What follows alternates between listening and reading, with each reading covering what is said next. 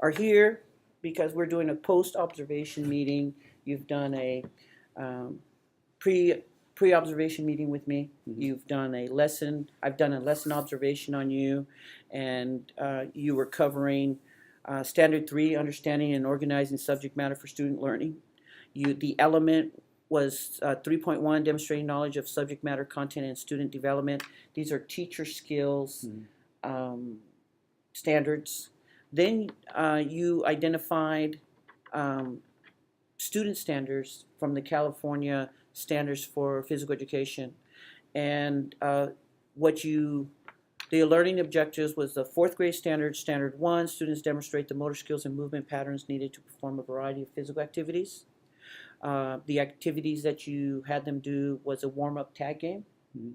You also had them work on basketball skills through 2 different types of basketball type activities where they were shooting and passing. The elements, meaning 1.3, change directions quickly to maintain the spacing between 2 players. Mhm. That was done in 3 catch. 1.6, throw and catch an object with a partner while both partners are moving. Again, that was done in 3 catch. Mhm. Keep a hand dribbled ball away from a defensive partner. Again, in 3 catch, that was done. So everyone was successful, and you did provide um, guided instruction, one-on-one instruction as the whole group was playing the game. I saw that you approached students and you corrected um, behavior or skill level. Right. So you did really well. I wanted to go over our findings um, and let you know that the whole process is again a process so that you can grow. Right. Okay, and so the first thing I want to start off with was positives, and the positive.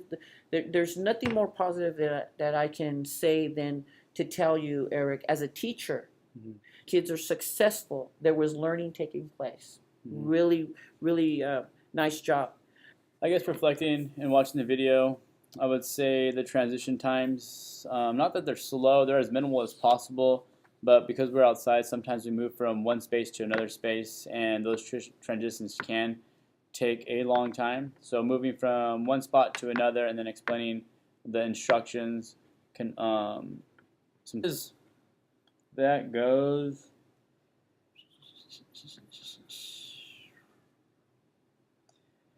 You know, in a big class like this, as far as making sure I give corrective feedback, I wasn't shown on the video too much, but I mean, when I start playing, I do try to walk from group to group to group, whether it is re-teaching them or re-showing them how to shoot the ball, or going back over dribbling skills, going back over double dribble skills, things like that. Because this young age, they get excited and they want to travel, they want to double dribble, and that it's just normal. But just kind of refining those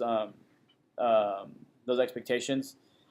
It is hard sometimes to get through everybody because in that class right there, we had about 62 students ish on an average day. So going through those, trying to look and stop it every single time would take a long time. But I mean, I do try to go through that. That is something I think that can be worked on more as I'm visually watching them. But other than that, I think it's fine. Yeah. Well, one way that you can improve that is the idea of keeping your back to the wall. Okay. As you're walking through the class, as you walk through the activity, you want to treat the middle of the activity as lava. So you want to go there um, quickly, refocus, redirect, reteach, and then remove yourself from there Right. as quickly as you can. If a student is injured, Mhm. if a student is asking for help, you want to take the student to the perimeter. You want, okay, Right. follow me. And Right. as the student is talking to you, you are backpedaling or you're walking to the side of the activity and you're still scanning your class. Right. And you're addressing the concern. Right. So that's one suggestion I'm going to give you so that you're able to monitor the kids a little more effective. Right. Okay. And, because correcting student learning is so important. It's very powerful thing for a teacher to do. But in a PE class, we have to do it a certain way. Right. Classroom is four walls. It's self-contained. That's the proper term for it. But we are not a self-contained classroom. Right. And so we have to have the certain techniques that will help us monitor correctly.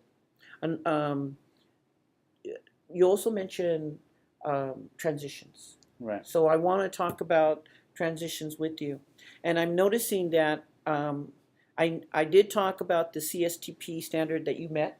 Mm-hmm. I did talk about the California Physical Fitness standard that you met. Mm-hmm. There's another standard that I want you to focus on, and it is Standard 2, creating and maintaining effective environments for student learning, Right. especially the element of 2.4. 2.4 says establishing and maintaining standards for student behavior. Right. Right? We're going to start off with the Spark teaching strategies, Spark. Mm-hmm. And what I've done is I focused on your signal that you're using it as a quiet signal. Okay. What I'm going to suggest, Eric, is that your quiet signal is actually an attention getter signal.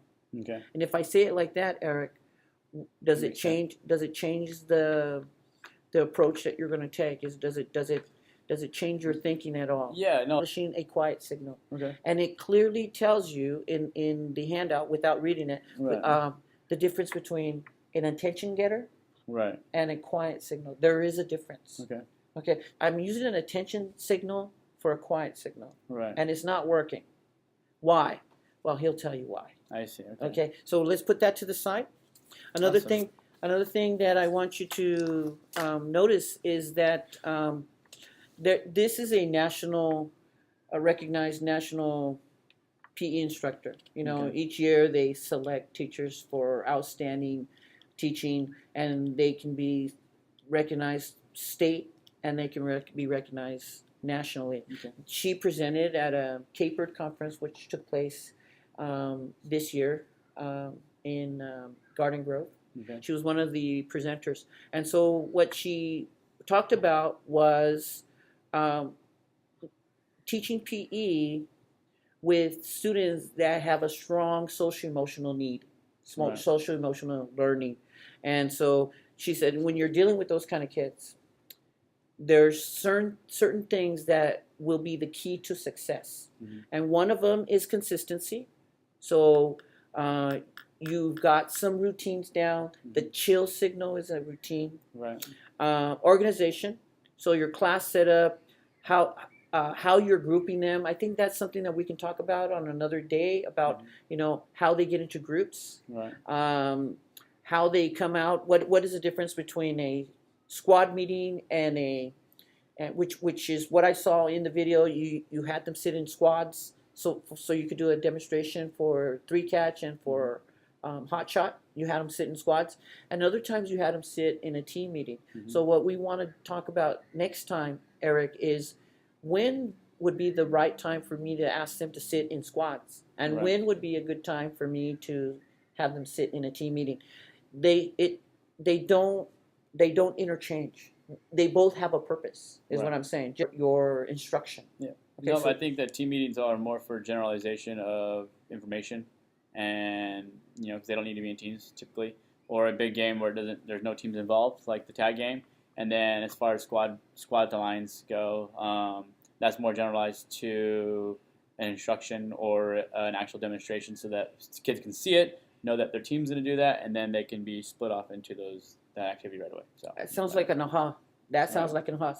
So you're telling me, if I can repeat, you're telling me that you would use the team meeting when you are going to do an activity that doesn't require a lot of instruction.